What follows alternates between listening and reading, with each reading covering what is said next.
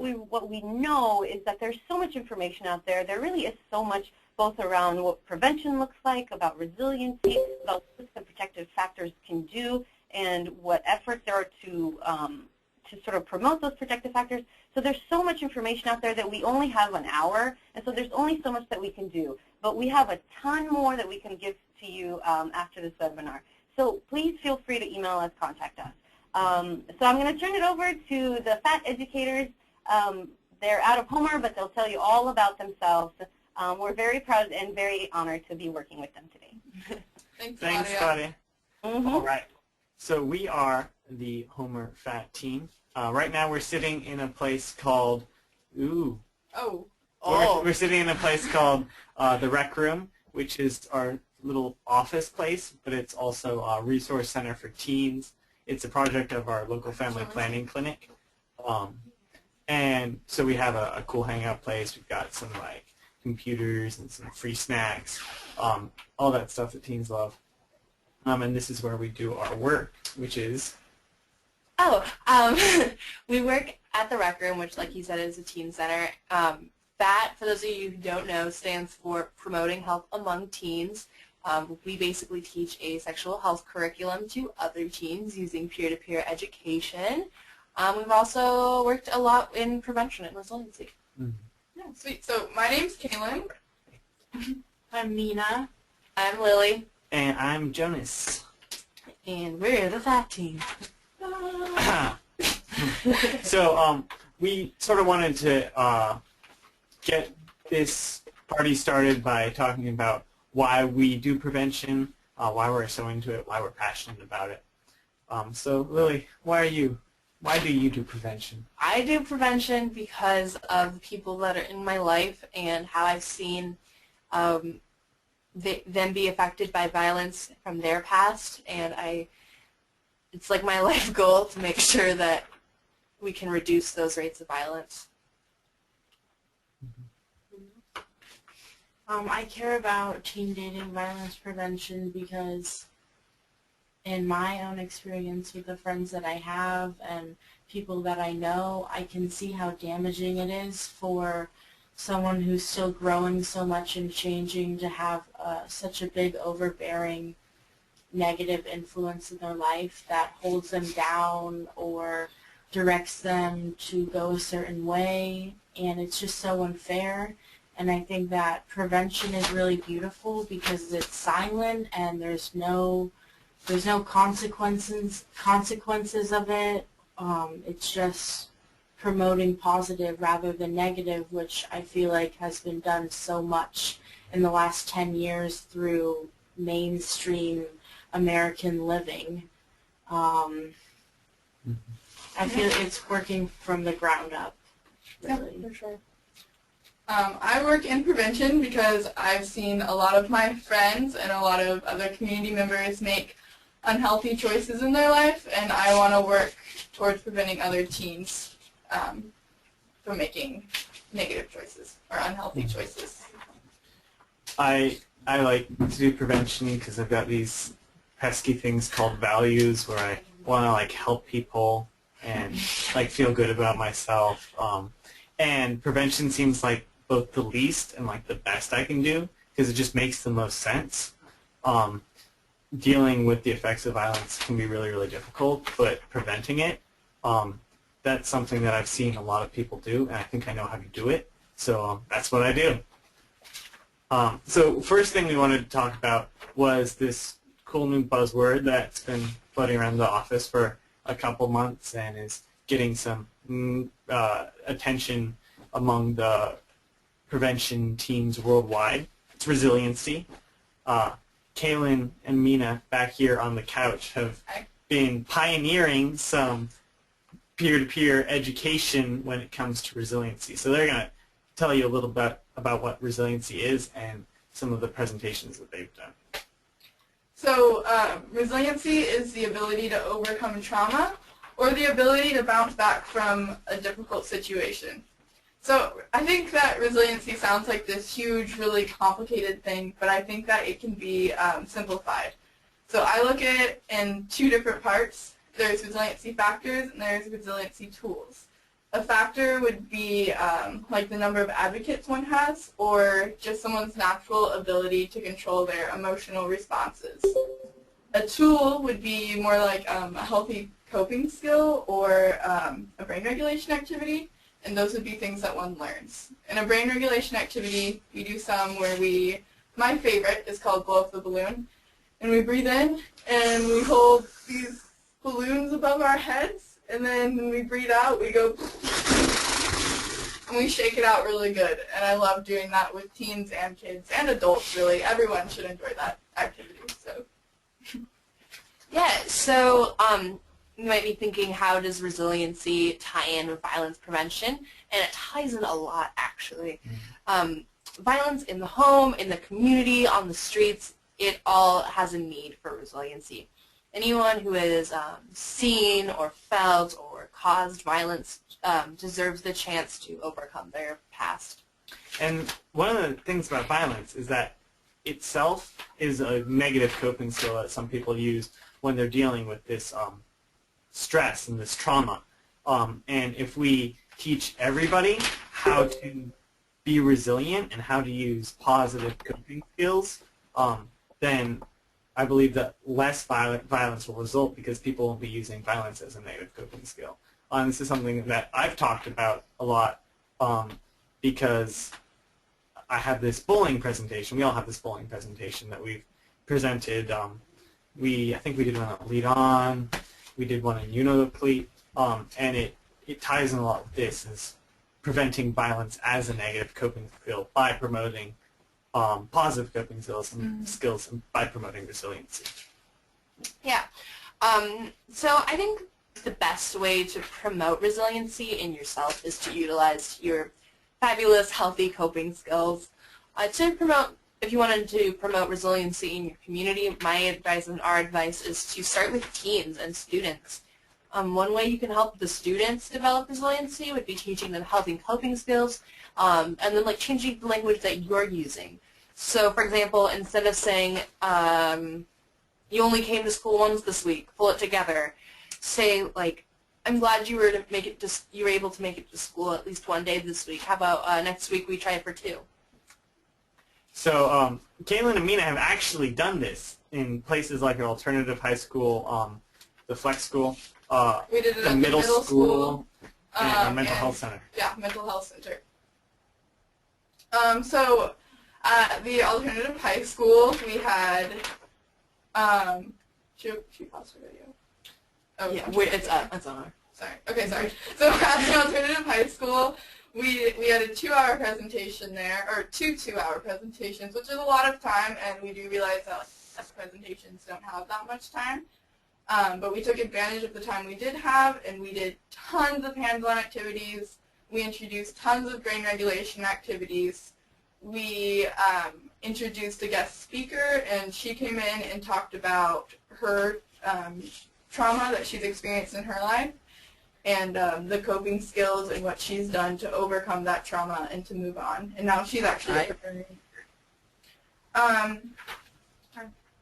Let's see.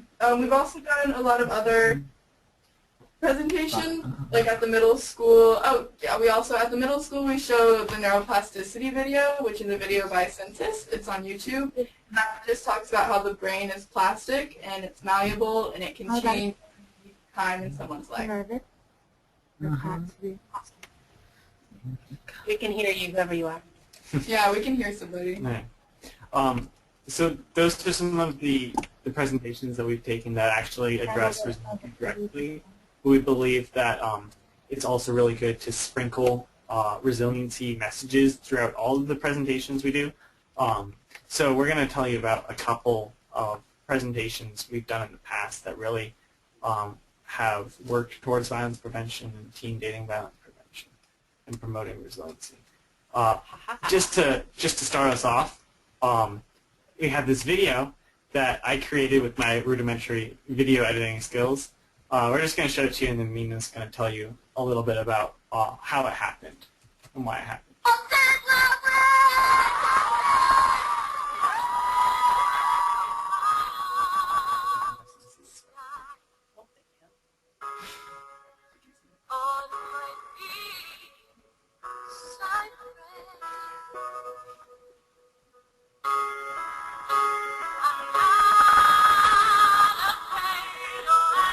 We know we do not have to live in a community that accepts violence against girls or any vulnerable part of our world.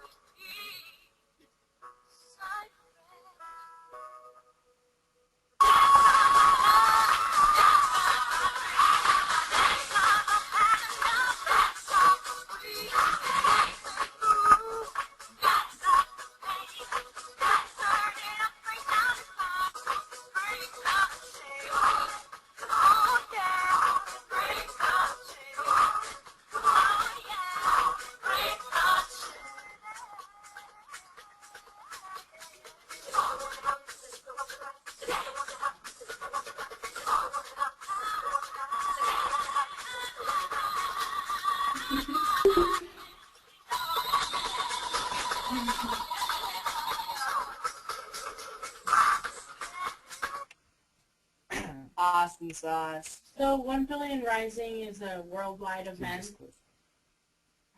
What? I didn't close it. Okay, good. Wait, you guys are all still here, right? Yeah, there's still. Okay, cool. We can't hear you at all. Yeah. But no, we can't hear them, so it's like we're talking to Right. ourselves. So. Never mind. Okay. We're going to continue. So 1 Billion Rising is an event that takes place all over the world. In some countries and cities, there's thousands of people or hundreds of people dancing. It's to rise up and say that violence against women and young girls is a huge problem. And it can be anything from dancing, singing, writing. It's just to have a conversation about it. And in Homer, we did that in the middle of town, actually. And we had cake, and we did that dance, and we had some people from the community, women who shared some of their own stories. So it's a pretty empowering event that is important, I think, for like everyone to see, because it shows that people are actually talking about some of the most heavy problems in their own lives and lives around them. Mm-hmm. We have another video that I was able to piece together, and this is the final project that the Homer Lead On team came up with after we went to Claudia's Lead On for Peace and Equality Youth Leadership Conference, and we were tasked with coming up with some sort of way to improve our community, and this is just a little bit of what resulted. Tonight, essentially what you're going to see is a bunch of Alaskans getting up on this stage, sharing their wisdom, and shining light on stress, anxiety, and depression. And as performers and presenters and this MC, we're going to let you discover what that means to you.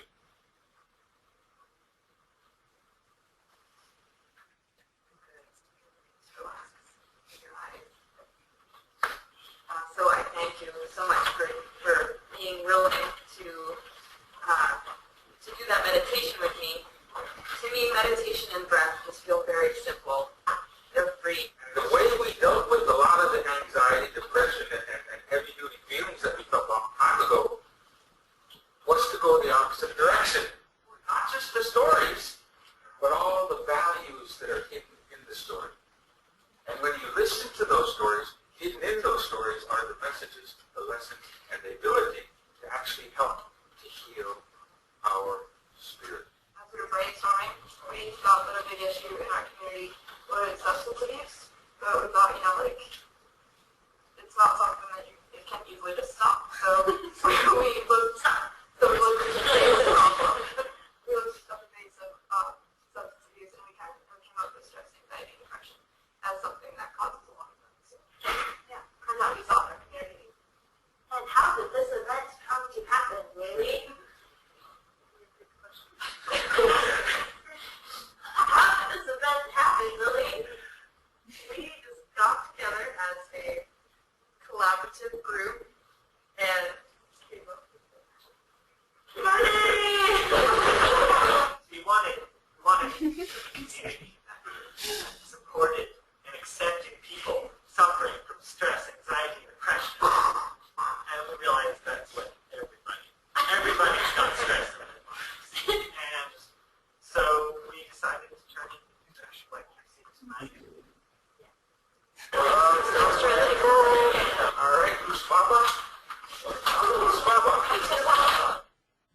Ta-da! All right, Lily, do your computer magic. So, hello. Wait, are you guys still there? Okay. We All are. right. Oh, Yeah. that was terrifying. Lauren might have been a little bit quiet in that video. What she was saying is that we wanted to tackle teen substance abuse originally, and we realized that was really a difficult thing to do, so we went for the roots of it, which we believe were stress, anxiety, and depression. And we were going to have this big bonfire on the bay where we just had a whole bunch of food and a big bonfire, and we got speakers to talk about stress, anxiety, and depression. There was a burn ban, so we didn't get to have the big bonfire, but we made a fake bonfire and put it on a little stage out on the spit. So there was still a bonfire on the bay. And we contacted a whole bunch of local speakers and got them to make some presentations that they shared. Some of them weren't going to be there, so we had to do the videos. And it looked really good when we were planning it at Lead On, but when we started pulling things together to try and get this to happen, I realized it was really big, and it was like scary big. There was a while when I thought it wasn't going to happen.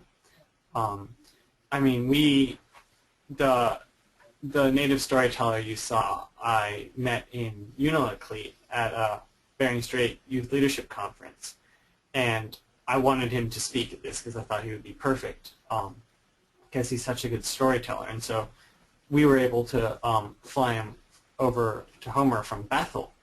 And, of course, this is all due to the enormous grant we got from ANDVSA, so thanks to them, yay. But it turned out to be a pretty big success, I think. We got a lot of really positive feedback, and people seemed to be inspired by us, which is always really touching. One of our more recent projects, and also a much smaller one, was at the Winter Carnival Parade here. Mina and myself, we handed out healthy relationship bags, and we had a little anxiety about it in the beginning. We almost didn't do it because we realized that we were handing out bags with some condoms in them to teens in the street. And I was worried that we would get some community pushback. But it ended up being fine, and there was also resources. There was a resource guide in there. There was a consent sticker. There was candy and little Valentines and just like cute little things that we handed out to teens at the parade.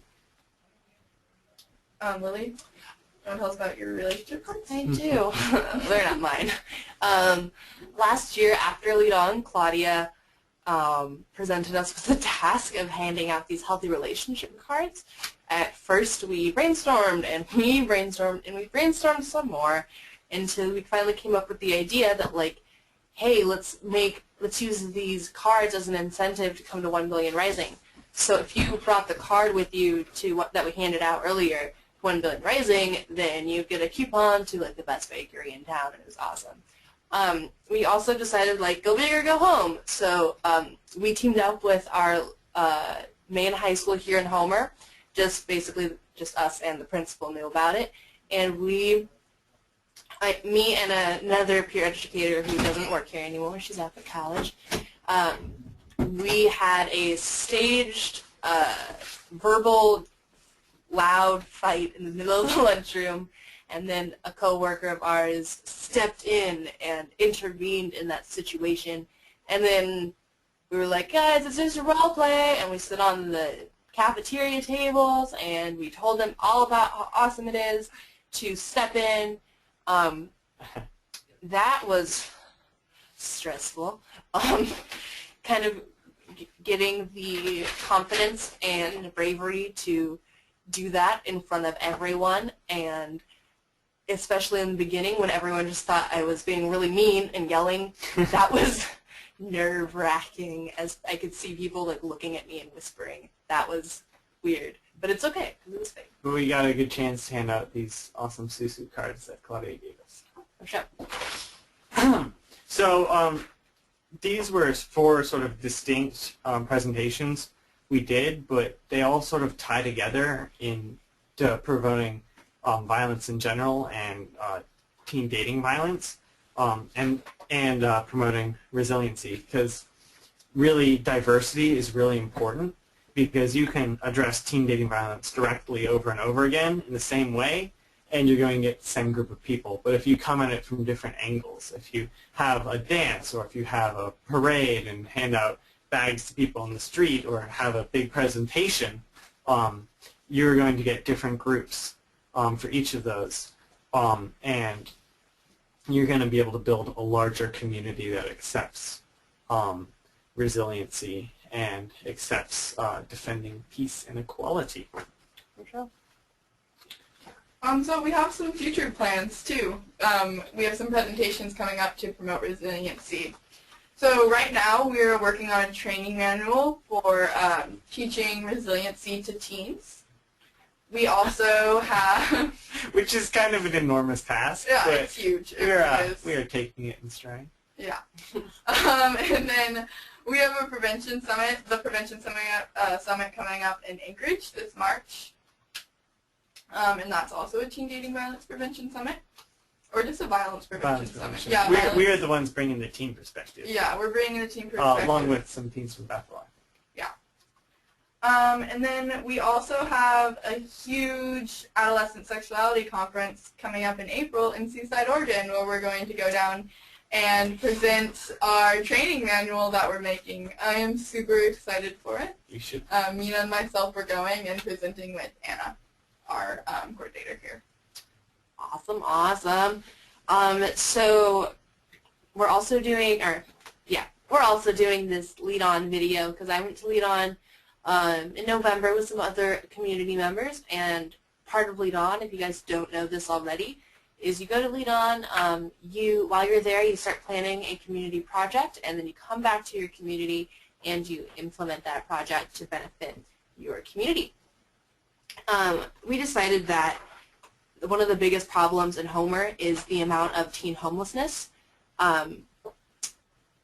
So right now tomorrow we're filming, we're creating a video called Homeless in Homer that is going to raise awareness about teen homelessness and promote the already existing resources for homeless teens. Yep. And the conference is called Adolescent Sexuality Conference. And it's super exciting, and it's super big. It's like last year I went to the Office of Administrative Health conference, which is exactly what you expect. It's like an office, you know. This is the Teen Sexuality Conference, and it's like controversial. They're expecting some protesters outside.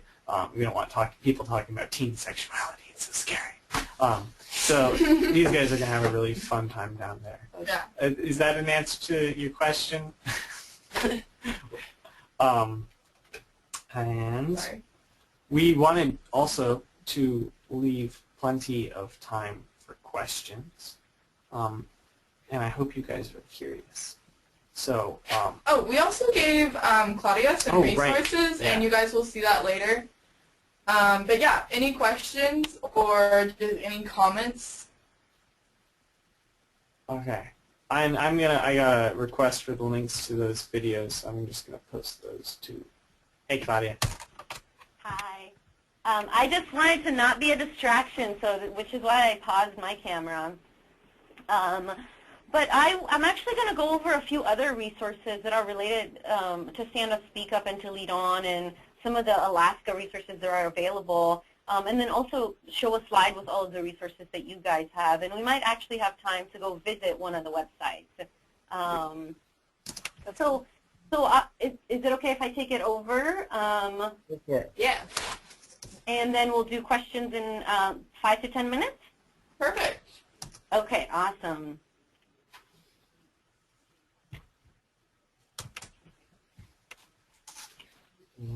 All right, do you guys want to make me the presenter? How do we do that?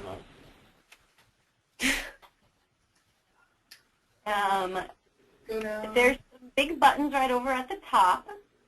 Scroll down They're to the top. blue, Here. and one of them should say change presenter. There you go. This one?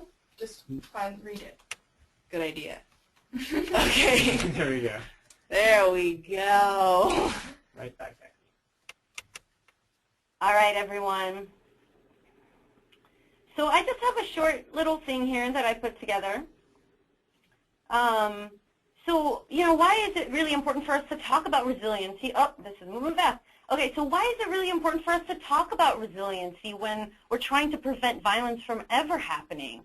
And so it's really important to think about the prevalence and just how common violence is in today's society that we live in. And so we want to prepare our communities to be able to deal with that violence or to deal with any even small amount of violence that they might encounter.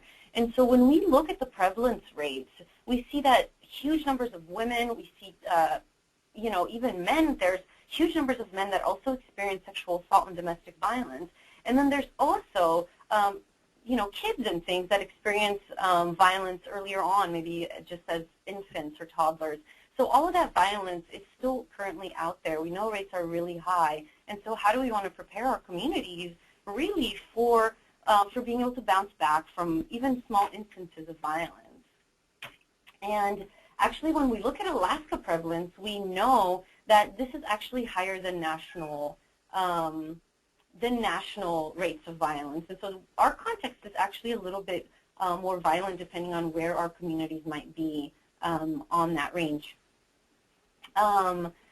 And when we're looking at what happens when we have teen dating violence or domestic violence happen, we know that the impacts of violence get more and more, it's compacted. So it's a compacted effect in that the longer you are exposed to violence, the more traumatic or the more significant your symptoms are going to be. And so we see that there's significant adverse health implications when we look at violence.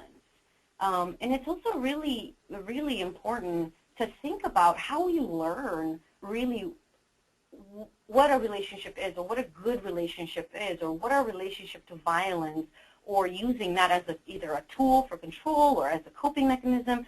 And so we actually learn what is normal in both for ourselves, we make some decisions there, but also just from the experiences and relationships that we have, from the norms in our communities and the places where those relationships are actually taking place, and also from our society, so from this greater overarching, sort of norms that we learn.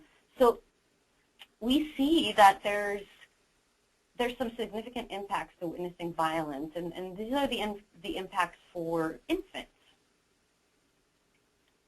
And so, sorry, I'm moving a little quick here, but I'd like to leave some room for questions.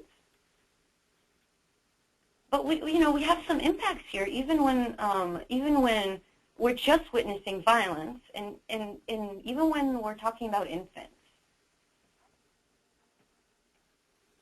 So then when we look at school-age children, we see that the issues actually become more complex and add up over time. And it could be showing up as issues at school, not being at school, fear of failure, things like that really are related to having seen violence being used around you. And so then you're trying to cope with having that environment, and there's some natural things that our brains are going to do to cope with that. And so when we're looking at teens, we see that these impacts, again, get to be compacted further.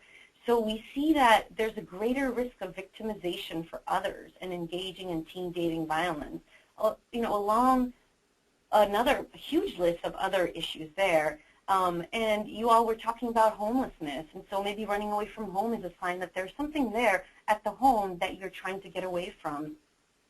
Using coping mechanisms that are not healthy, that can also happen because we're talking about trying to cope with something that's really hard to cope with and that we aren't necessarily getting resources around. However, we know that there are things that we can do to promote that resiliency. And the reason why promoting resiliency is so important is because we could reach out to the whole community and promote that. And in a sense, protect not just the individuals in the community, which is really important to protect, but also protecting those relationships that take place in that community, and therefore also the individuals. And so we're talking about an impact that's greater if we're trying to try to promote that resiliency to the community. And also, because violence is still happening, it is really, really important to try to support those that have witnessed it or have been part of it just because of the context that they're in. So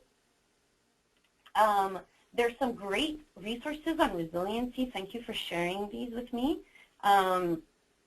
There's a book here, and if you all want to talk about any of these resources, please feel free.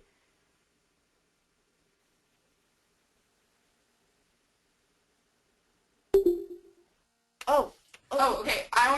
This is Kaylin here. Hi. I wanted to talk about How Children Succeed. I just recently read it, and I loved it. And it definitely, it's all about different studies in education, but it's also the book that popularized the ACEs study. And I just suggest that everyone reads it if you're working with kids or if you're a parent. It's just a really, really great book. Thank you. These are our resources. Yeah, these are our resources, so yeah. Awesome. Go ahead. Sorry. Okay. So there's also some actual, there's an app here, and I haven't used it before, but maybe I need it. There's an app that can actually help promote some of those skills. So actually help promote the coping mechanism that you're hoping people are going to use in that time of need. And so check that out if you're interested and promote it to teens that you think might need it. Yeah, mindful meditation, it just sends like reminders to check in with your body. I think it's really useful. It really helped me when I'm stressed out. It just sends me a reminder that I need to take a deep breath and bring awareness back into my body and back into my mind. Then we have a couple websites there. My favorite is the 7 C's of Resiliency. There's a part on there for professionals. I don't even know. If you go under, go to 14s, I think. Or the 7 C's. Oh yeah, the 7 C's. Sorry, the 7 C's. Go under that one, and then go for, there you go. Perfect. And then it just talks about what the 7 C's of Resiliency are. And there's some really great questions on there. We use the questions for a team building activity at one of our presentations. So we read the questions for the 7 C's up there, and everyone that agreed with the statement, or it's actually a statement, not a question, if you agreed with it, then you would step forward. And we use that for people at the mental health facility who work with students.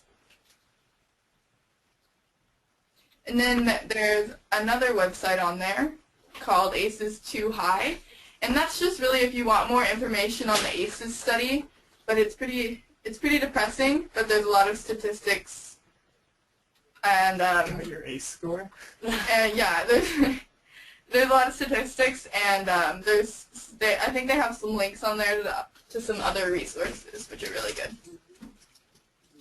And there's also a link to their blog, which brings up recent news for ACEs. I don't know where that is on there. Where you guys? Yeah, we were on that blog at some point. ACEs Connection. Oh, ACEs Connection. There you go. Click on ACEs Connection, and there's news articles of people teaching about resiliency and ACEs around the world. And these two were featured. Featured. Thanks, Jonas. Yeah, you are. Awesome. So like we said at the beginning of the webinar, really there is a lot to know both about preventing violence and about resiliency. And so with a very short time that we have here, we really just wanted you to find out how the Homer peer educators and how this how Homer in general has been able to try to use this in the work that they're already doing and trying to infuse some of these concepts into it. But I do want you to know that there is so much more out there, and if you are interested in this topic, please check out these resources as well as some of the prevention resources, some of the general preventing violence resources that are also really important to helping you get started. And really, one of the greatest resources that we have here is the Stand Up, Speak Up website, which has a lot of very specific information as to how to get engaged with teens. The webinars are up here. There's videos that you can use to recruit and to share your message with others. There's information about Lead On. There's also videos that, again, there's a ton more videos that you can use, and there's for depending on the kind of activity that you want to lead. And then there's also downloadable resources, which I think are great to share with others, and there's some peer educators here. And I would also encourage you to check out other websites as well. This website here is called Talk Now, Talk Often, and this is a program for parents that's really meant to encourage conversations between teens and supportive adults. And like we talked about earlier, really having that support is key to being able to be successful and to deal with stress, trauma, or some of these other things that we often deal with in adolescence, but more so when we experience violence or when we live in a violent context. And so you can start the conversation with adults yourself. There's downloadable relationship conversation cards, and they're actually pretty fun to use. And then there's also some additional resources that you can check out for adults that really want to be involved with teens and want to start that conversation. So what I'd like to do now is really just open it up to questions. If folks have any questions or thoughts or comments about this, I know I'd like to say thank you very much to the FAT peer educators for putting this on and for helping us all understand resiliency a little bit better, and for helping us to understand what their work is and how they've been able to do it. So thank you for being awesome and for helping us be a little bit awesomer too. Thank you for having us. Yeah, thanks for inviting us, Claudia. Oh, you are welcome. I always love to work with you all. So any questions? Do you all have any questions?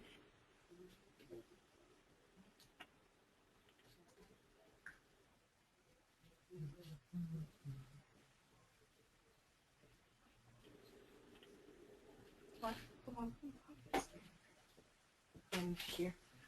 In our little blocks. Assuming somebody's going to ask some questions. Don't be shy. I do have one question. So as far as how long it took you all to be comfortable talking to your peers about resiliency and some of these other things, did you find that you had to translate any of those resources to teens, or were teens on board? What was that process like? Well, we were first introduced to the ACE study by our boss, Anna. She went up to Anchorage and got trained and certified to teach the ACE curriculum. And she came back and showed it to us, and it was like intense. It was intense, yeah. And we sort of had a powwow, and as a team, we're like, we don't want to teach this curriculum to teens because we don't believe that it focuses enough on resiliency, and it seems to just be a lot of dry scientific data about how if you faced adverse childhood effects, here's all the ways that your life is going to suck in the future. And it doesn't really focus on the ways that you can prevent that. So there was a lot of translating that we had to do before we presented to teams. Yeah, we did want to present something, though. So we took the resiliency side of the ACEs study and decided to bring that to teens because we felt like that was the most helpful information. As for our other resources, we just take what we want from those resources and kind of translate it. Like I said, for the skills trainers, we used the statements on the 7 C's, and we played a game out of that.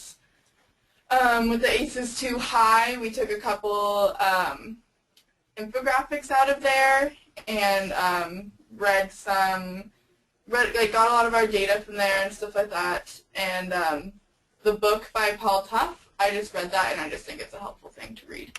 And I think that it's helped me better understand resiliency. It makes it really simple. That's awesome.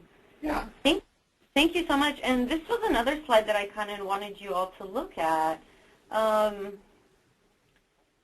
so as far as getting others to join or getting others on board, even maybe prevention people that are doing some of the work but are like, oh my gosh, do you want me to add some other thing?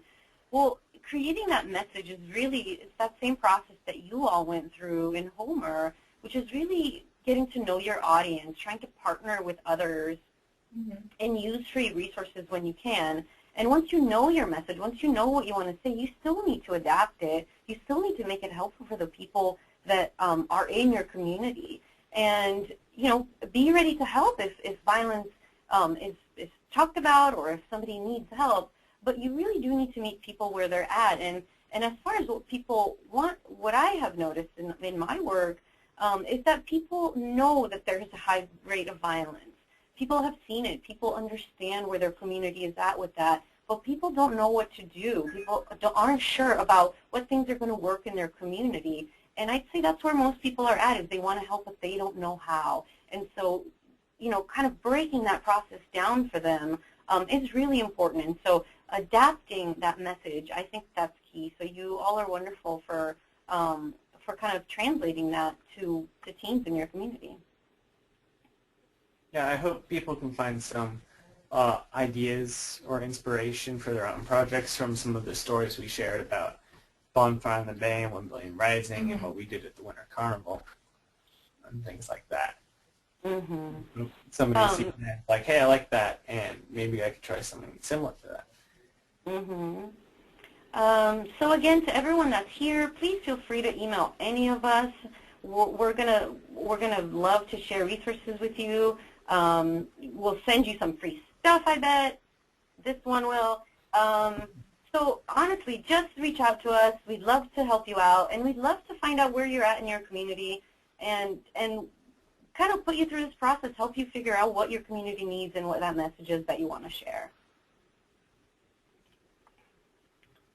All right, well, I don't see any other questions, and I don't want to keep folks, you know, an hour is pretty long. But you know, please feel free to, if anything pops into your mind later on, let us know. For sure. Otherwise, you all, thank you so much for being here. Thank you for helping us facilitate this, team. You're welcome, Katie. You're welcome. Can I just say that the first time I heard that acronym, I was really confused. And so I had to Google it, and it was fine. But I was really confused. I was like, I don't think this person's really mean, but why would they say that about a whole group of people? Anyway, well, thank you so much again. We appreciate you all for doing the work that you're doing around the state, and we know that this can be kind of complex, but all of us are on this train together. You know, let's talk, let's collaborate, and let's not reinvent the wheel every time, but let's talk to each other, and I think together we can do this. We can prevent violence in Alaska.